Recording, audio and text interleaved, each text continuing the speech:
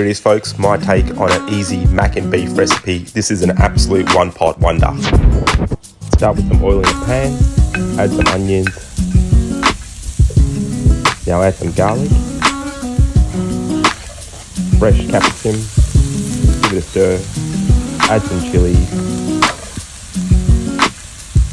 a bit of black pepper, smoked paprika, red chili powder, and a bit of salt.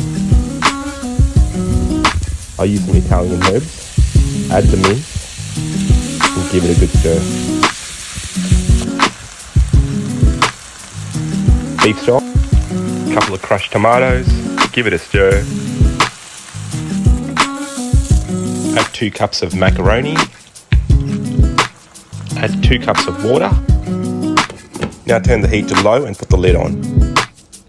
After about 10 or 15 minutes, take the lid off, add a couple of handfuls of spinach, and that's it, folks. Serve it up in a bowl, add some cheese, and voila!